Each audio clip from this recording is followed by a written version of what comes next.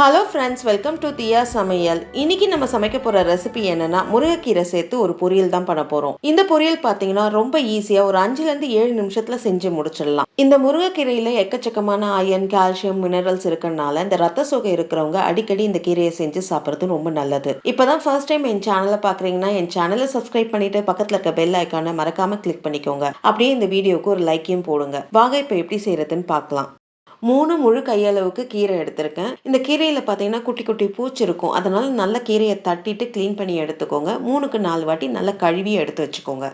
இந்த கீரைக்கு நம்ம தேங்காய் சேர்க்காம ஒரு ஃப்ரெஷ்ஷான பொடியை அரைச்சு சேர்க்க போறோம். அந்த பொடியை அரைக்கிறதுக்கு 1/4 ஸ்பூன் சீரகம், ஒரு பெரிய ஸ்பூன் அளவுக்கு புழுங்கல் அரிசி சேர்த்துக்கோங்க. புழுங்கல் அரிசி நல்லா பொரிஞ்சு லைட்டா செவக்கிற அளவுக்கு வறுத்து விட்டுக்கணும்.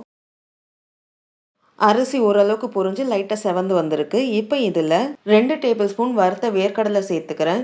ஒரு காஞ்ச மிளகாய் சேர்த்துக்கிறேன். 10 சின்ன பல்லு பூண்டு தோலோட சேர்த்துக்கிறேன். ஒரு 2 நிமிஷம் வறுத்து விட்டுக்கோங்க. நான் வறுத்த வேர்க்கடலை சேர்த்தனால 2 நிமிஷம் வறுத்து விட்டுக்கிறேன். ஒருவேளை நீங்கள் பச்சை வேர்க்கடலை சேர்க்குறீங்கன்னா வேர்க்கடலையை தனியாக ரோஸ்ட் பண்ணிட்டு தோலெல்லாம் ரிமூவ் பண்ணிட்டு நீங்கள் சேர்த்துக்கோங்க. 2 நிமிஷம் விட்டு விட்டு வேர்க்கடலையை நல்லா வறுத்து விட்டாச்சு. இப்போ இதை நல்லா ஆற விட்டு மிக்சி ஜாரில் சேர்த்து நல்லா கொரன்னு அரைச்சி எடுத்துக்கோங்க. நல்லா கொரன்னு அரைச்சி எடுத்தாச்சு. பாருங்கள், இந்த மாதிரி தான் நீங்கள் அரைச்சி எடுத்துக்கணும். இப்போ இது ஒரு ஓரமாக வச்சுக்கோங்க. நம்ம இப்போ கீரையை தாளிக்க ஆரம்பிச்சிடலாம். கீரை தாளிக்க ஒரு பேன் எடுத்துக்கோங்க. பேன் நல்லா சூடான பிறகு 1 ஸ்பூன் எண்ணெய் சேர்த்துக்கோங்க.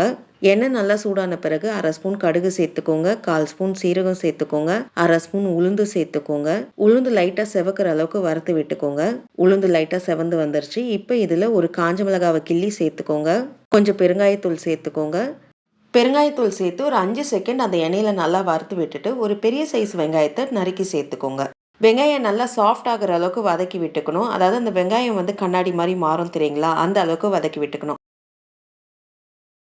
1 நிமிஷம் விட்டு விட்டு வதக்கி விட்டதில் வெங்காயம் நல்லா சாஃப்ட் ஆகிற அளவுக்கு வதக்கி விட்டாச்சு. இப்போ இதில் நம்ம க்ளீன் பண்ணி எடுத்து வச்சிருக்க கீரையை சேர்த்துக்கோங்க.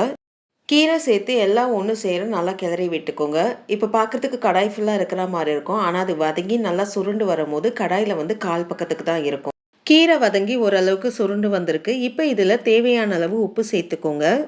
உப்பு சேர்த்து எல்லாம் ஒன்று சேர நல்லா கிளறி விட்டு அடுப்பை லோ ஃப்ளேமில் வச்சு ஒரு 2 நிமிஷம் அந்த கீரையை கடாயில் அப்படியே விடுங்க.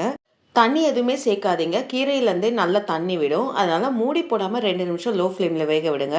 2 நிமிஷம் வேக விட்டதுல கீரையிலேருந்து எந்த அளவுக்கு தண்ணி வந்திருக்கு பாருங்க. ஒரு கலரி விட்டுக்கோங்க. இப்போ அடுப்பை மீடியம் ஃப்ளேம்ல வச்சு ஒரு 3 நிமிஷம் வேக விடுங்க. மூடி போடாதீங்க. ஒருவேளை நீங்க மூடி போட்டு வேக விட்டீங்கன்னா தண்ணி ரொம்ப விட்டு கீரை சொதன்னு வெந்துடும். சாப்பிட்றதுக்கு நல்லா இருக்காது. அதனால மூடி போடாம வேக விடுங்க. கீரையை அப்பப்போ கிளறி விட்டுக்கோங்க. மீடியம் ஃப்ளேமில் 3 நிமிஷம் வேக விட்டதுல தண்ணியெல்லாம் நல்லா ட்ரை ஆகி கீரை நல்லா வெந்து வந்திருக்கு. ஒரு கலரி விட்டுக்கோங்க. நல்லா கிளறி விட்டாச்சு. இப்போ நம்ம அரைச்சி வச்சிருக்க பொடியை இதில் சேர்த்துக்கலாம். பொடி சேர்த்து எல்லாம் ஒன்று சேர நல்லா கிளறி விட்டு அடுப்பு ஆஃப் பண்ணிடுங்க. உடம்புக்கு ரொம்ப ஆரோக்கியமான ஒரு முருங்கைக்கீரை பொரியல் ரெடி ஆயிடுச்சு. இந்த வீடியோ கண்டிப்பாக உங்களுக்கு பிடிச்சிருக்கும்னு நினைக்கிறேன். என் சேனலை சப்ஸ்கிரைப் பண்ணிட்டு பக்கத்தில் இருக்க பெல் ஐக்கானை கிளிக் பண்ணுங்க. அப்பதான் நான் போடுற வீடியோ உங்களுக்கு நோட்டிஃபிகேஷனாக வரும். அப்படியே மறக்காம இந்த வீடியோவுக்கு ஒரு லைக்கையும் தட்டுங்க. உங்களுடைய ஃபீட்பேக்கை எனக்கு கமெண்ட் செக்ஷனில் போஸ்ட் பண்ணுங்க. நன்றி, வணக்கம்.